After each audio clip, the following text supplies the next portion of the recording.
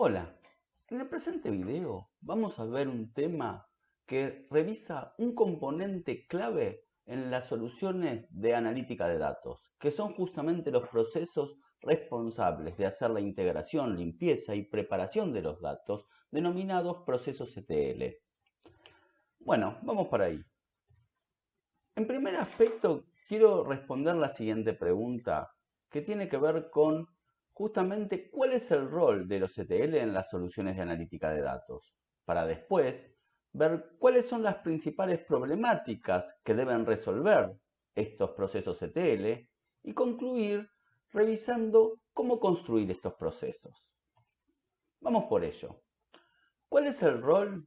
Bien, nosotros en su momento pudimos ver que en otro video que de alguna manera los procesos ETL son los responsables de tomar los datos de las distintas fuentes, ya sean fuentes de datos internas o externas, y justamente es el responsable de poblar el data warehouse, ¿sí? Y de alguna manera vimos que hay un espacio de almacenamiento dentro del área del data warehouse, que es el área de trabajos, o también llamada data staging, que es justamente un área con la que va a trabajar el ETL en forma previa a poder poblar el data warehouse.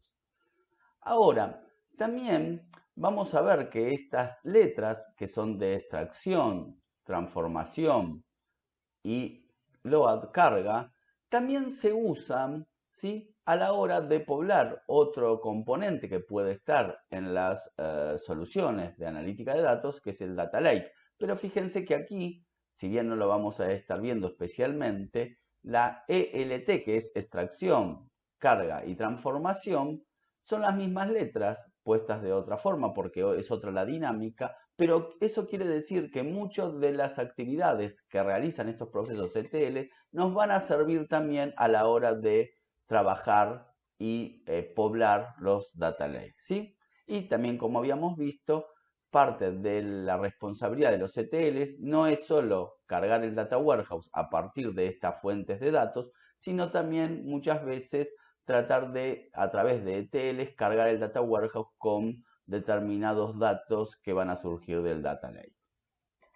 Entonces, ahora, ¿qué es el ETL? Un proceso de ETL principalmente, como decía recién, trata de poblar el data warehouse tomando datos, o sea, hay un flujo de datos que va desde la fuente de datos hacia el data warehouse. Pero en el medio, lo que va a tratar de hacer son tres funciones. En primera instancia, integrar estos datos y ajustar esas fuentes de datos para que puedan ser usadas de la manera más homogénea que sea posible.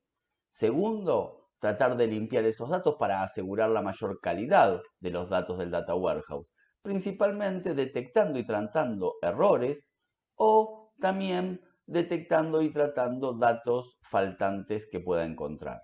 Y por último, va a tener la función, y van a tener que resolver estos ETLs, la preparar, o sea, almacenar de una manera los datos que estén mejor preparados para la exploración, ya sea de las herramientas de visualización o en muchos casos de los procesos que permiten construir los modelos de Machine Learning. Ahora, nosotros planteamos el ETL y veíamos el Data Warehouse como una única base de datos, pero en otro video vimos que el diseño de la arquitectura de un Data Warehouse podría estar dividido en, por ejemplo, un Data Warehouse objetivo y uno subjetivo o distintos data marts. Entonces, el ETL no solo es el que de alguna manera extrae los datos de las fuentes, los trabaja a través del área de trabajo y finalmente va a cargar no solo en uno, sino que de repente puede ser responsable de cargarlo en el data warehouse objetivo, pero también vamos a tener ETLs que nos permitan transformar los datos, extraerlos, transformar los datos desde el objetivo al subjetivo, o desde el objetivo al data mart, etc. Todo va a depender de cómo esté planteada la arquitectura de mi solución. Y por otro lado, también lo que vamos a tener que definir es la periodicidad con que se corren estos procesos que en líneas generales, ya sea que se corra de manera diaria, semanal, mensual, son procesos batch, ¿sí? Entonces estos procesos batch vamos a tener que definir cada cuánto se corren. Obviamente que darnos mayor espacio de periodicidad entre estos procesos simplifica un poco el proceso. En el otro extremo podríamos necesitar que algún dato en particular tener una actualización en tiempo real, pero bueno, deberíamos definir muy bien cuáles son esos porque eso va a complicar bastante el proceso. Ahora, vamos a ver que estas tres letras justamente tratan de resolver tres problemas distintos. ¿Sí? Vamos a tener la extracción, ¿sí? Que vamos a, por un lado, a dejar definido, ver bien, identificar las múltiples fuentes de las cuales queremos nutrir nuestro data warehouse y ver cómo podemos conectarlos, porque van a estar muchas veces en distintas plataformas, que eso implica distintas tecnologías, drivers o formatos, ¿sí? Y por otro lado, que esta extracción se haga sin interferir la operatoria, ¿sí? Sobre todo cuando nos estamos refiriendo a sistemas transaccionales que deben estar operando sin interrupciones. Y por otro lado, de alguna manera, otro problema que vamos a tener que trabajar es cómo identificar principalmente los cambios que se realizó en esas fuentes de datos, ¿sí? Desde la última extracción para solo tomar esos datos y no tener la necesidad de tomar todos. Ahora, claramente que la problemática mayor de estos procesos está en la T, ¿sí? En la transformación. Y como vimos antes, vamos a tener tres problemáticas. Una muy importante es la de la integración, ¿sí? Y ahí, para solamente plantearlo a través de un ejemplo, ¿sí? Supongamos que nosotros queremos poblar una tabla clientes de nuestro data warehouse, ¿sí? Y para eso vamos a tratar, identificamos que hay cuatro fuentes de datos, ¿sí? Donde podríamos tener datos que nos van a ayudar a hacer esta tarea, ¿sí? Y va a ser un proceso donde vamos a tener intersecciones y otros aspectos que simplemente lo que hace es sumarizar o tomar datos complementarios de las distintas fuentes. Y vamos a ver que justamente en esas intersecciones, ¿sí? Vamos a tener que, por ejemplo, detectar que existen el mismo dato en dos lugares distintos, pero con datos que no son compatibles. Y vamos a tener que elegir cuál es esto va a estar automatizado, por lo tanto va a tener que estar preparado para ver en la medida que tenga datos distintos de más de un lugar, cuál de ellos toma, o sea, qué fuente es más confiable. Y en otros casos, por más que la fuente sea más confiable, si en un caso tiene datos y en el otro tiene un valor indefinido, entonces vamos a tener que tomar donde tiene datos. Fíjense que inclusive vamos a tener que entender bien que se llaman de distinta manera en distintos lugares, pero que están respondiendo al mismo tipo de datos que yo quiero traer. O inclusive que si bien tiene datos distintos, puede ser de que fue la evolución o distintos estados por lo que fue pasando la persona, así que en un momento estuvo casado, pero después con posteriori estuvo divorciado, ¿sí? O lo mismo podría estar pasando con los hijos, que primero tenía dos y después tenía tres, entonces que no necesariamente es un error, sino que es la actualización de los datos, y ahí lo que voy a tratar de guardar es la historicidad, en qué momento tenía dos y en qué momento tuvo tres hijos, o lo mismo con casado o divorciado, ¿sí? Entonces, podríamos plantearnos que para la integración, distintas problemáticas que voy a tener que resolver son, por un lado, tratar de identificar distintos códigos divergentes que están en distintas fuentes, pero que son equivalentes, como en el ejemplo que estamos viendo, y ahí una de las soluciones es guardar una tabla de equivalencias para justamente poder compatibilizarlos en el data warehouse, ¿sí? Otro aspecto es unificar unidades medidas, ¿sí? O aspectos que tienen que ver con la internacionalización, como son monedas o horarios, ¿sí? Y donde de alguna manera tengo que guardarlo de manera homogénea en el data warehouse, ¿sí? O homogeneizar la granularidad o la historicidad de las distintas fuentes, o elegir lo que veíamos antes, entre las distintas fuentes, cuál es la más confiable, y otro aspecto también importante es la eliminación de duplicados. Otro punto que habíamos visto en las tareas de transformación es la de cuidar la calidad de los datos del data warehouse. Y para eso, entre distintas tareas vamos a tener que, por un lado, que estos procesos validen el cumplimiento de determinadas reglas de negocio, ya sea algunos aspectos simples como el dominio, acá en la fecha de nacimiento, o algunas reglas más complejas entre distintos datos que puedan estar en las fuentes de datos y en el data warehouse, ¿sí? O la detección y tratamiento de datos faltantes, ¿sí? Y acá de repente, cuando detectemos esos null en distintos datos de las fuentes de datos, vamos a tener que tomar decisiones en ese tratamiento y ver si eliminamos directamente la instancia porque consideramos que con ese faltante pierde sentido, o de repente vemos que todos los datos de esas columnas, de esos atributos, están con datos inexistentes y de repente tiene sentido eliminar la columna, o podríamos decidir si es factible reemplazarlo con la media del resto, ¿sí? O con alguna otra función, o directamente podríamos decidir ignorarlo, ¿sí? Algo parecido nos va a pasar con la detección y tratamiento de datos anómalos, perdón, ¿sí? Es decir, tratar de detectar errores, ¿sí? Pero justamente porque vemos que la mayoría de los datos están en determinados rangos y hay lo que llaman outliers, ¿sí? Datos que están por fuera del resto y que justamente quizás no es que estaban violando algún dominio que teníamos, sino que podemos detectar esos errores a partir de estos datos anómalos. No todos los datos anómalos son errores, pero acá vamos a tratar de detectar los errores.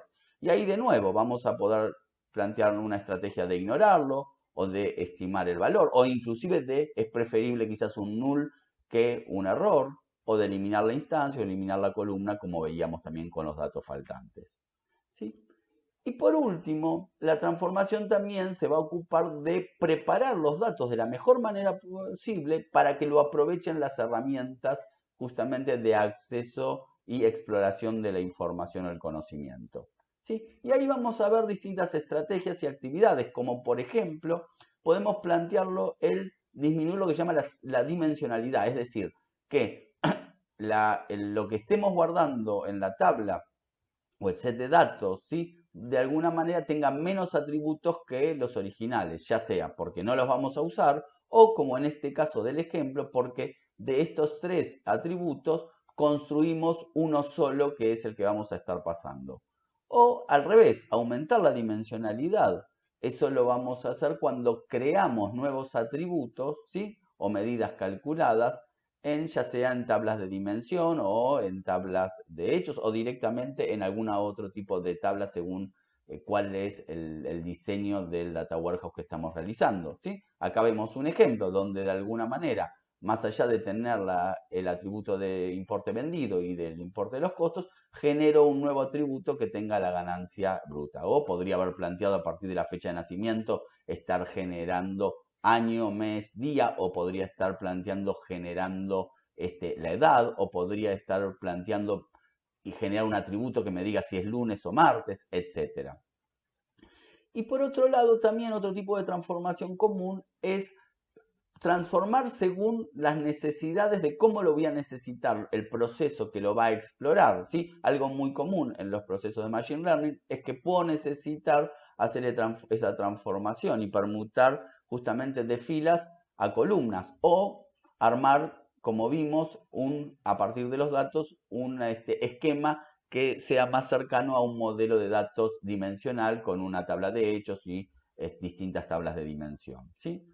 Otros aspectos que puede ser es la detección y tratamiento de los datos atípicos que veíamos antes, ¿sí? Esos datos anómalos que pueden ser no errores, sino datos atípicos, pero que me pueden estar molestando a la hora de generar una visualización porque no me deja detectarlo bien, o inclusive en determinados procesos de Machine Learning tengo que eliminarlos para no generar distorsiones, ¿sí? Y lo mismo pasa a veces con la discretización o numeración de valores, pasándolos de valores continuos a valores discretos. Y por último, como les decíamos, vamos a tener actividades propias de la carga de esos datos que fueron transformados. Y esto va a implicar la carga, como les decía antes, o en el Data Warehouse objetivo, o en el subjetivo, o en los data marts, o inclusive en datasets específicos para trabajar con modelos de Machine Learning, ¿sí? Y eso va a implicar como una problemática particular justamente cuando implica la carga de tablas de dimensiones en modelos justamente dimensionales, ¿sí? Ver cómo actualizo determinados valores que ya existían, ya sea actualizándolos o cargando nuevos. Toda esa problemática tiene un nombre en particular porque que son los Low Change in Dimension y que de alguna manera hay de distintos tipos e implica entender primero cómo es la solución que quiero plantear y a partir de ahí resolver esa problemática, ¿sí? También voy a tener que resolver cuál es la secuencia en la carga de estas tablas, porque muchas veces necesito primero cargar unas para después poder cargar las otras o para hacer validaciones en el medio o ver qué datos justamente voy a usar. Entonces la secuencialidad puede ser muy importante y ver también en qué momento se va a actualizar, también dependiendo de la disponibilidad o no de datos que tenga mi data warehouse durante el proceso para que esto interfiera lo menos posible y la actualización de los datos porque va a haber tipos de información que va a necesitar tenerla muy actualizada en todo momento y otras que soportan niveles de actualización de menor frecuencia. Ahora, ¿cómo construir? Por último, plantearnos cómo construir estos ETLs. Y bueno, en primera instancia podrán darse cuenta que vamos a necesitar hacer un análisis muy detallado de cada una de las fuentes de datos que vamos a tomar. Pero antes de construir ETL también deberíamos tener definido el diseño del data warehouse, objetivo, subjetivo, data marts, etcétera, según el diseño que vaya a tener nuestra solución, ¿sí? Para ahí sí empezar la construcción de este proceso de integración. Ahora, nosotros vamos a tener que identificar de dónde vamos a sacar los datos que necesita usar nuestro ETL. Sería muy importante identificar los responsables claves de cada repositorio, porque justamente nos van a tener que ayudar a entender justamente cada uno de estos datos y a partir de ahí poder analizarlos bien e ir formalizando estas características, ya sean los modelos de datos que tienen, no solo su sintaxis, sino principalmente la semántica de cada uno de esos atributos, que puede ser totalmente distinto en cada una de las fuentes de datos del momento que se construyeron estos sistemas, supongamos, transaccionales. ¿Sí? ¿Cómo se hace uso de esos datos? Porque a veces puedo tener un código, un código de cliente, pero que un código especial se está usando para una funcionalidad en la aplicación porque no tenían espacio y eso solo lo sabe la persona que lo usa y no necesariamente por el nombre que tiene en el modelo. ¿Sí? También entender la ventana operacional, es decir, qué cantidad de datos se están guardando en línea y cuáles posiblemente se están pisando o usando están fuera de línea, ¿sí? Y entender cómo va a ser la gestión de los cambios para asegurarnos que cuando a futuro esa fuente de datos pueda tener algún cambio, nosotros estemos atentos para tener que modificar los ETL y no es que empiece a justamente cargarnos con datos que no son los correctos, ¿sí? Ahora, entendido bien las fuentes de datos y de alguna manera ya planteado el diseño de dónde los voy a cargar, voy a tener que formalizar lo que se llama el mapeo lógico. Y ahí lo interesante sería hacer un documento donde quede claro, por un lado, justamente este mapeo y las transformaciones que voy a tener que hacer a nivel de integración entre las fuentes de datos y si existiera el data warehouse objetivo o donde vaya a ser que lo vaya a actualizar. Y por otro lado, también dejar formalizado qué transformaciones quiero hacer a nivel de preparación de la información. Si tuviera objetivo y subjetivo, esto lo voy a hacer a nivel de objetivo y la preparación a nivel del subjetivo principalmente. Por otro lado, voy a tener que definir cuáles son las reglas de limpieza para asegurar la calidad. Esas validaciones tendría que definirlas, tanto de datos faltantes como de errores. Bueno, y por otro lado vamos a tener que definir la periodicidad, cada cuánto tiempo se va a estar y en qué momento se va a estar ejecutando estos procesos automáticos que son los ETLs y la secuencia de cada una de las instrucciones o elementos que se tienen que ejecutar o procesos, porque a veces en realidad los procesos de ETL son muchos procesos y necesito ejecutar primero uno para después poder ejecutar los otros. Entonces, toda esa secuencia, ese flujo, también, y qué pasa cuando se ejecuta un error en uno, qué tiene que hacer el otro, etcétera.